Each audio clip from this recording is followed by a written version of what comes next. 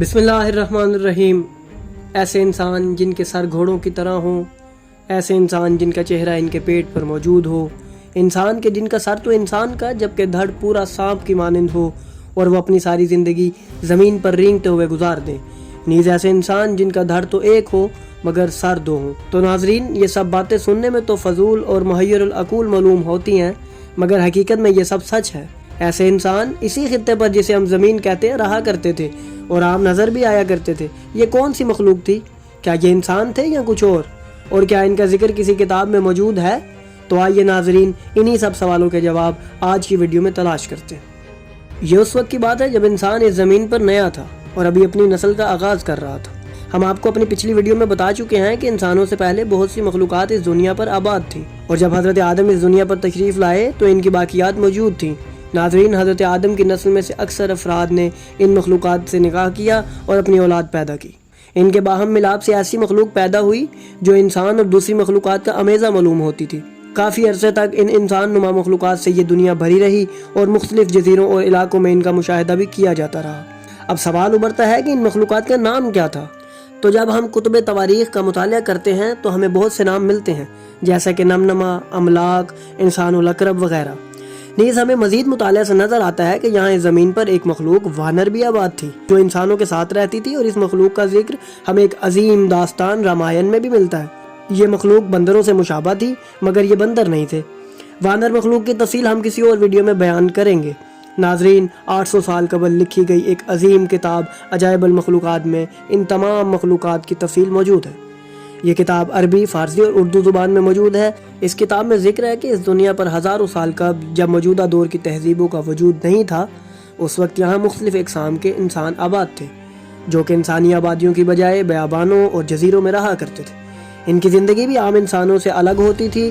یہ مخلوقات انسان تو تھیں مگر کچھ اور ہی معلوم ہوتی تھی۔ اس کتاب میں ان تمام انسان نما مخلوقات کی تفصیل بھی لکھی ہوئی ہے، نیز اس کتاب میں ان کے ذکر کے ساتھ ان کی تصاویر بھی بنا کر پیش کی گئی ہیں۔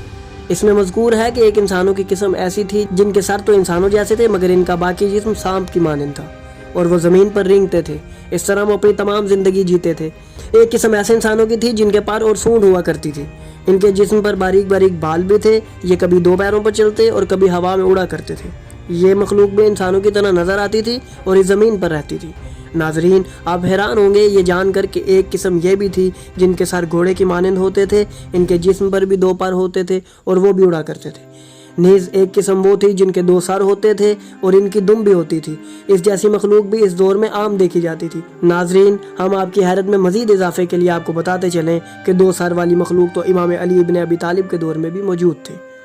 امام علی نے اس مخلوق کے بارے میں ایک فیصلہ بھی فرمایا تھا جو ہمیں عام سیرت کی کتابوں میں مل جاتا ہے۔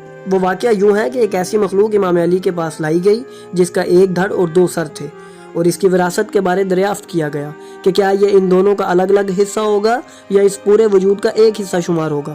اس پہ امام علی نے فرمایا تھا کہ اس مخلوق کو سلاؤ، جب وہ مکمل نیند میں ہو تو اس کے ایک سر کو جگاؤ، اگر دونوں سر بیک وقت جاگ اٹھے تو وہ دونوں ایک ہیں، لہٰذا ان کا ایک حصہ شمار ہوگا، لیکن اگر ایک حصہ جاگے اور دوسرا سویا رہے تو دونوں الگ الگ ہی شمار کیے جائیں گے۔